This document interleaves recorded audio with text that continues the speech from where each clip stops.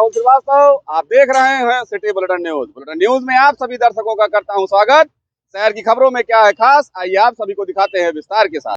बीकापुर कोतवाली क्षेत्र के ग्राम पंचायत भावापुर में 65 वर्षीय किच्ची निषाद पत्नी स्वर्गीय डोलई निषाद और उसके पुत्र इंद्र राम उम्र लगभग 28 वर्ष की संदिग्ध परिस्थितियों में मौत की सूचना पर पुलिस पहुंची और शव को कब्जे में लेकर के उसे पोस्टमार्टम के लिए भेजा। ग्रामीणों की माने तो मां बेटे कई दिनों से बीमार चल रहे थे। बड़ा भाई बिंदेश्वरी निषाद अपनी पत्नी के साथ गुजरात में रहता है। इस संबंध में बुधवार की शाम जानकारी लेने पर कोतवाल लालचंद्र सरोज ने बताया कि मां बेटे की मौत की सूचना मिलते ही मौके पर पहुंचकर जांच पड़ताल करने के बाद शव का पंचनामा करके पोस्टमार्टम के लिए भेजा गया है। कैंट कोतवाली क्षेत्र के शहादतगंज हाईवे के पास पॉलिटेक्निक के करीब आज गन्ना लदा कंटेनर अनियंत्रित होकर पलट गया। इस घटना में चालक घायल हो गया, जिसे पुलिस ने मौके पर पहुंच करके अस्पताल भेजा। इस घटना में किसी के हताहत होने की खबर नहीं है। फिलहाल गन्ना लदे कंटेनर के पलट जाने के बाद यहां यातायात को पुलिस ने खुलवाया और आगे की कार्रवाई की। असम से प्रारंभ होने वाली राहुल गांधी की भारत जोड़ो यात्रा आगामी 19 फरवरी को अमेठी पहुंच रही है। इस यात्रा में अमेठी में शामिल होने की तैयारी को लेकर कांग्रेस कार्यालय कमला नेहरू भवन पर एक बैठक आयोजित की गई। बैठक की अध्यक्षता महानगर अध्यक्ष बेद सिंह कमल ने किया। बैठक को संबोधित करते हुए जिला प्रभारी तथा प्रदेश सचिव सचिदानंद पांडे ने बताया कि आगामी 19 फरवरी को राहुल गांधी की भारत जोड़ो यात्रा अमेठी पहुंचेगी। इस यात्रा में शिरकत करने के लिए अयोध्या जिले से ज्यादा संख्या में कांग्रेस जन अमेठी पहुंचेंगी। फैजाबाद लोकसभा के प्रभारी मनोज तिवारी ने बताया कि आगामी लोकसभा चुनाव के मद्देनजर इस यात्रा का बहुत महत्व है। हमें फैजाबाद लोकसभा क्षेत्र के सक्रिय कार्यकर्ताओं को चिन्हित कर उत्तरदायित्व सौंपना होगा। आज ये बैठक मुख्य रूप से राहुल गांधी की जो भारत जोड़ो न्याय यात्रा आ रही है, ये 16 तारीख को उत्तर प्रदेश में प्रवेश कर रही है, 19 तारीख को अमेठी आएगी। तो अयोध्या के लोगों से जो हमारे यहाँ के जो कांग्रेस के कार्यकर्ता हैं, इनकी जिम्मेदारी अमेठी में जो दी जा रही है। अमेठी में ऐतिहासिक स्वागत करने के लिए ये तैयारी बैठक किया है। चुनाव की तैयारी है। हम लोग पूरे प्रदेश के जो 80 लोकसभा हैं, 80 लोकसभाओं पर हमारे कांग्रेस नेतृत्व ने कोऑर्डिनेटर नियुक्त कर दिए हैं और कोऑर्डिनेटर हम जैसे यहाँ फैजाबाद लोकसभा के कोऑर्डिनेटर हूँ, इसी तरह से 80 लोकसभा में कोऑर्डिनेटर भेज दिए गए हैं। वहाँ पर जाके संगठन की समीक्षा कर रहे हैं और चुनाव की तैयारी करा रहे हैं। हर व्यक्ति का अपना काम है। राहुल जी हमारे नेता हैं और राहुल जी जो है इस देश के किसानों के लिए, मजदूरों के लिए, न्याय के लिए हक की लड़ाई लड़ रहे हैं। हम अपनी लड़ाई लड़ते रहेंगे, राहुल जी के उत्साह हम लोग बढ़ाते रहेंगे और जिसका अपना काम है, चाहे कोई हमला करे, कुछ भी करे, लेकिन हम अपने रास्ते से भटकने वाले नहीं हैं। हमारे नेता राहुल गांधी जी एक दृढ़ संकल्प के लेकर साथ में चले हुए हैं। मणिपुर से महाराष्ट्र तक चल रहे हैं कि कोई कितनों कोशिश कर ले, कोई अपने रास्ते से भटकने वाले नहीं हैं और महिलाओं को, मजदूरों को, युवाओं को न्याय का हक दिला कर रहेंगे। देखिए, वीएन एकेडमी विद्यालय में धूमधाम से बसंत उत्सव मनाया गया। बसंत पंचमी के अवसर पर आज विद्यालय वीएन एकेडमी में विविध कार्यक्रमों का आयोजन हुआ। विद्यालय के प्रबंधक राकेश कुमार श्रीवास्तव ने मां सरस्वती की प्रतिमा के सम्मुख दीप प्रज्वलित करके कार्यक्रम का शुरुआत की। इस अवसर पर स्कूल के सभी बच्चे, पुरुष तथा महिला अध्यापक पीत वर्ण की प्रधानता वाले परिधान पहनकर विद्यालय आए। बच्चों ने सांस्कृतिक कार्यक्रम प्रस्तुत किए। बसंत का पर्व माघ मास के शुक्ल पक्ष में पंचमी तिथि को मनाया जाता है। इस समय शीत ऋतु का समापन तथा ग्रीष्म ऋतु का आगमन होता है। पेड़ पुराने पत्तों को त्याग करके नवीन पत्तों को धारण करते हैं। आम के पेड़ में बौर आने शुरू हो जाते हैं और सरसों के पीले फूल खिले होते हैं। कुल मिलाकर के वीएन एकेडमी में आज धूमधाम के साथ वसंत उत्सव मनाया गया। बच्चों का उत्साह यहां पर देखते ही बन रहा था। आज हमारे स्कूल में फंक्शन हुआ है, उसमें नर्सरी टू 5th क्लास ने डांस किया है और हम लोगों ने बहुत मजे किए हैं। Good afternoon to all of you. My name is Radha Pandey. I study in class 3rd. Today I will tell about Basant Panchami. Basant Panchami is one of the famous festival of Hindus. It is celebrated on the 5th day of spring season. It is celebrated all over the country. Basant Panchami is also known as Saraswati Puja. On this day, people wear yellow clothes. On this day, students worship goddess Saraswati. People start learning new things on this day. Saraswati Puja makes us realize the importance of knowledge. Ma Saraswati is the goddess of knowledge, art and music. Thanks for joining me. राष्ट्रीय सड़क सुरक्षा माह के अंतिम दिन समापन कार्यक्रम का आयोजन कार्यालय संभागीय परिवहन अधिकारी परिसर में किया गया, जिसकी अध्यक्षता संभागीय परिवहन अधिकारी विश्वजीत प्रताप सिंह ने की। कार्यक्रम का संचालन डॉक्टर आरपी सिंह, सहायक संभागीय परिवहन अधिकारी प्रशासन द्वारा किया गया। डॉक्टर आरपी सिंह ने बताया कि दुर्घटनाएं मुख्यतः सड़क सुरक्षा के नियमों की अनदेखी एवं सड़कों की इंजीनियरिंग के कारण होती है। आंकड़ों के अनुसार 34% दुर्घटनाएं राष्ट्रीय राजमार्ग एवं 29% दुर्घटनाएं राजकीय मार्ग और शेष अन्य दुर्घटनाएं अन्य मार्गों पर होती है। एआरटीओ प्रवर्तन विश्वजीत प्रताप सिंह ने आए हुए लोगों को सड़क सुरक्षा के संबंध में विस्तार से जानकारी दी।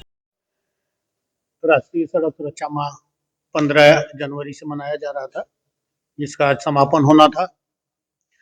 और इस अनुक्रम में जो भी योजनाएं थी, सरकार की योजनाएं, वो लोगों को उससे अवगत कराया गया।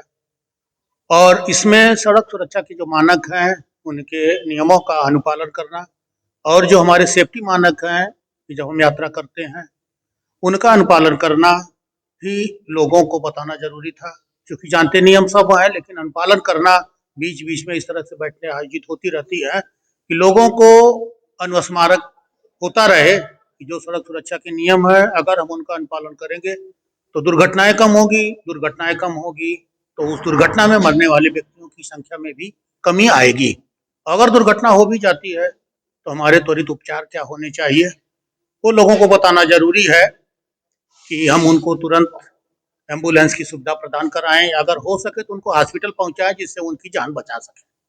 अगर हम किसी एक व्यक्ति की जान बचा लेते हैं तो समाज के लिए अप्रत्यक्ष रूप से बहुत बड़ा योगदान होता है। ये हमारा नैसर्गिक और सामाजिक दायित्व भी है। अगर दुर्घटना कोई हो गई, उसमें कोई व्यक्ति घायल है तो उसकी मदद करना, उसको हॉस्पिटल पहुंचाना और उसकी जान बचाना, ये हमारा कर्तव्य अगर हम समझने लगेंगे तो निश्चित रूप से दुर्घटनाएं जो हो रही हैं उसमें मृतकों की संख्या में कमी आएगी। आज राष्ट्रीय सड़क सुरक्षा माह का समापन था, जो 15 जनवरी 2024 से 14 फरवरी 2024 तक मनाया गया।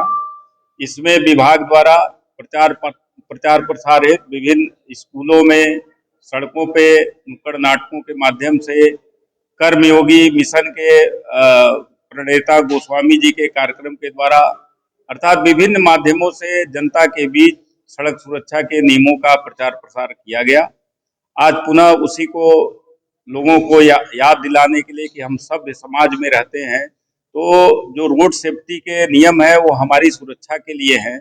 इसके लिए किसी प्रकार से प्रवर्तन कार्रवाई की आवश्यकता न पड़े, तो रोड सेफ्टी के जो भी नियम है अपने दैनिक व्यवहार में स्वतः अपनाएं तो बेहतर होगा। आम जनता से क्या अपील करेंगे सड़क सुरक्षा के? आम जनता से मैं यही कहना चाहूँगा कि हम जागरूक बने, रोड सेफ्टी के नियमों को अपने दैनिक व्यवहार में अपनाएं। इससे निश्चित रूप से सड़क दुर्घटनाओं में कमी आएगी एवं साथ ही उसमें मृत व्यक्तियों और घायल व्यक्तियों की संख्या में भी कमी आएगी। केंद्रीय राज्य मंत्री साइंस एवं टेक्नोलॉजी जितेंद्र सिंह आज अयोध्या पहुंचे और रामलला का दर्शन पूजन किया। सर्किट हाउस में जिला पंचायत अध्यक्ष रोली सिंह के द्वारा उनका स्वागत किया गया। बाद में पत्रकारों से बात करते हुए केंद्रीय राज्य मंत्री जितेंद्र सिंह ने कहा कि प्रत्येक व्यक्ति रामलला का दर्शन करने के लिए आज उत्सुक है। 500 वर्षों के बाद प्रधानमंत्री नरेंद्र मोदी के हाथों यह कार्य संपन्न हुआ है, जिसके लिए हमारी 20 से 22 पीढ़ियों ने अपने जीवन न्यौछावर किए। हमारी सभ्यता की पुनर्जागृत का प्रतीक है राम मंदिर। बता दें कि आज कटरा वैष्णो देवी उधमपुर से आस्था स्पेशल ट्रेन अयोध्या पहुंची थी। श्रद्धालुओं का स्वागत करने के लिए केंद्रीय राज्य मंत्री साइंस एवं टेक्नोलॉजी जितेंद्र सिंह पहुंचे थे। उन्होंने आज कहा कि राम मंदिर के निर्माण में टेक्नोलॉजी का योगदान रहा है। स्ट्रक्चर के निर्माण में नवीनतम टेक्नोलॉजी का प्रयोग किया गया है। निश्चय ही इस समय प्रत्येक भारतवासी, बल्कि मैं तो कहूँगा प्रत्येक व्यक्ति अयोध्या में रामलला के दर्शन करने को उत्सुक भी है, उतावला भी है, बेसब्रा भी है। और 500 बरस के बाद प्रधानमंत्री मोदी जी के हाथों से ये कार्य संपन्न हुआ, जिसके लिए हमारी 20-22 पीढ़ियों ने अपना जीवन खपा लिया। और मैं तो ये कहूँगा कि न केवल किसी धर्म विशेष, बल्कि हमारी सभ्यता की पुनर्जागृति का प्रतीक है।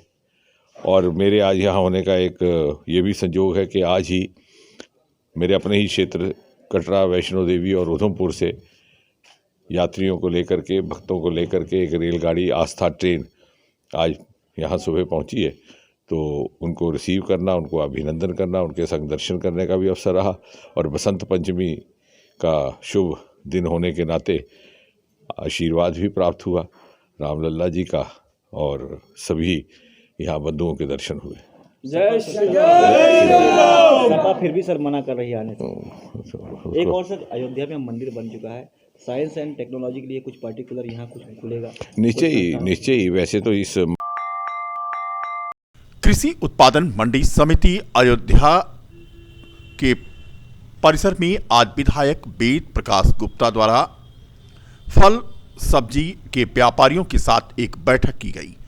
बैठक में व्यापारियों की समस्याओं पर चर्चा हुई तथा राम जन्मभूमि पर विराजमान हुए भगवान रामलला के दर्शन हेतु स्थापित टेंट सिटी में फल और सब्जी की आपूर्ति की वस्तु स्थिति को विधायक ने समझा।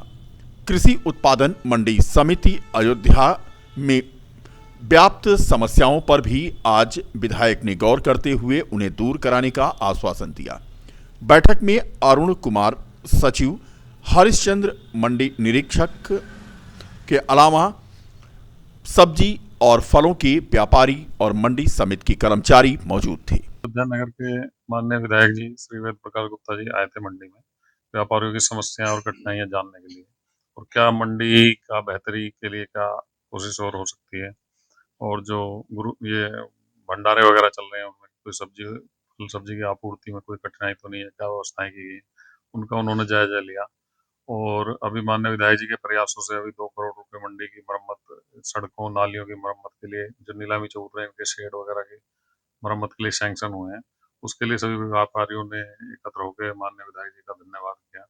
और 1-2 और समस्याएं बताई हैं, उस पर हम काम कर रहे हैं। सब धीरे से सब समस्याओं को दूर किया जाएगा और अयोध्या मंडी को जैसे नगर तरक्की कर रहा है उसी के साथ में कदम से कदम बढ़ाते हुए अयोध्या मंडी को भी उसी स्तर तक ले जाया जाएगा। विधायक जी ने क्या आश्वासन दिया? विधायक जी ने जो उस काम में लगे थे, जो काम सैंक्शन कराया, उस पर उन्होंने खुशी की है कि उस काम सैंक्शन हो गए हैं और क्वालिटी वाइज गुणवत्ता पर काम हो इसके निर्देश दिए इस पर नजर रखने के लिए।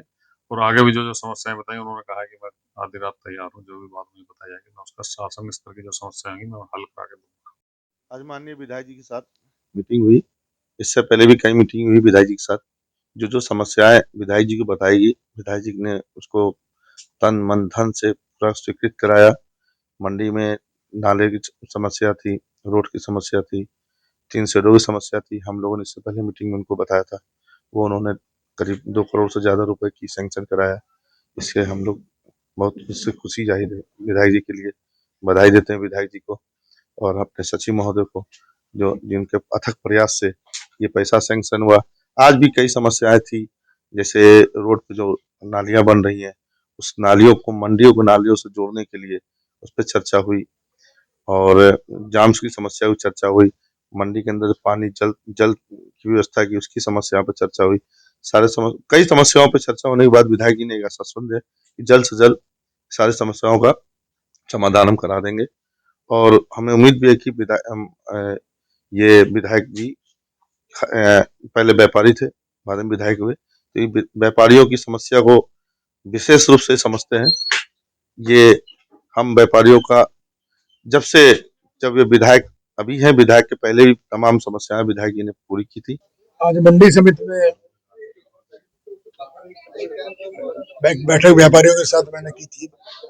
इस बैठक में हमारे साथ मंडी सचिव महोदय थे। मैंने कल उनसे कहा था कि बैठक बुलाने व्यापारियों की, मंडी की स्थानीय समस्याएं जो है उनके बारे में चर्चा हो जाए और सरकार का जो मंशा है माननीय प्रधानमंत्री की, माननीय मुख्यमंत्री जी की, कि स्वच्छ भारत स्वस्थ भारत, तो मंडी में स्वच्छता बनी रहे, व्यवस्थाएं बनी रहे, जल की निकासी की, पानी की, बिजली की, सड़क की, उन सब व्यवस्थाओं पर और व्यापारियों की जो समस्या है उस पर हम लोगों ने चर्चा की और निश्चित रूप से मैं कह सकता हूँ बहुत सारे प्रस्ताव पास हुए हैं। आज भी मुझे भी मंडी सचिव ने बताया, हम लोगों ने एक प्रस्ताव भेजा था मंडी सचिव जी के माध्यम से, तो करीब 2.5 करोड़ की योजना सेंक्शन होकर आई है, जो काम शुरू हो जाएगा यहाँ पर। तो इस प्रकार से इस मंडी को भी अयोध्या जो विश्व स्तरीय नगरी बन रही है और अयोध्या में लाखों करोड़ों लोग आ रहे हैं, तो मंडी की व्यवस्था भी हम कैसे बेहतर करें, उसके अनुरूप बनाएं कि अयोध्या की मंडी भी लगे कि अयोध्या शहर की, अयोध्या धाम की मंडी है। उस व्यवस्था की दृष्टि से आज बैठक को बुलाया गया था और मुझे लगता है कि आगे आने वाले समय में अयोध्या में ये मंडी एक अच्छा अपना जो दिक्कतें हैं, समस्याएं हैं, वो दूर होंगे और बेहतर तरीके से किसान को भी सुविधाएं मिलेगी, व्यापारी को भी सुविधाएं। आज बसंत पंचमी का पर्व है। जगह जगह पर जहां होलिका दहन होता है वहां पर आज ही के दिन रेड़ का पेड़ लगाकर पूजा अर्चना की जाती है। आज शहर के विभिन्न होलिका स्थलों पर रेड़ के पेड़ की पूजा अर्चना के बाद स्थापना की गई। कुछ मोहल्लों में शोभा यात्रा भी बसंत पंचमी के मौके पर आज निकाली गई। शोभा यात्रा में लोगों का उत्साह देखते ही बन रहा था। AIM 10X शूटिंग एकेडमी में all India open shooting championship प्रतियोगिता का आयोजन किया गया। हनुमतनगर पहाड़गंज में स्थित शूटिंग एकेडमी में 3 दिवसीय all India open shooting championship प्रतियोगिता का उद्घाटन मुख्य अतिथि पूर्व MLC लीलावती कुशवाहा ने किया। विशिष्ट अतिथि के रूप में डॉक्टर राम मनोहर लोहिया अवध विश्वविद्यालय के प्रोफेसर कपिल राणा मौजूद थे। समापन समारोह के दौरान नगर आयुक्त विशाल सिंह मौजूद थे। प्रतियोगिता का आयोजन एकेडमी के निदेशक और कोच कैप्टन दिनेश सिंह के द्वारा किया जा रहा है। हमारे पास में आज की डेट में ऑल इंडिया लेवल की चल रही है, जिसमें हरियाणा, राजस्थान, पंजाब और उत्तर प्रदेश के और अन्य राज्यों के भी खिलाड़ी हिस्सा ले रहे हैं। और फिलहाल जो भी मैच चल रहा है आपके उसमें, तो वो शाहजहांपुर और हमारे लखनऊ और प्रयागराज के खिलाड़ी अभी फिलहाल खेल रहे हैं।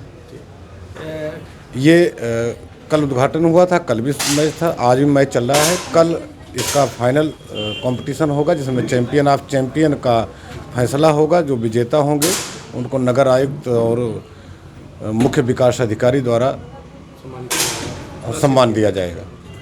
कितने अभी तक हमारे पास में जो हमने एंट्री किया है, अभी इस समय तक 200 से ऊपर खिलाड़ी आ चुके हैं।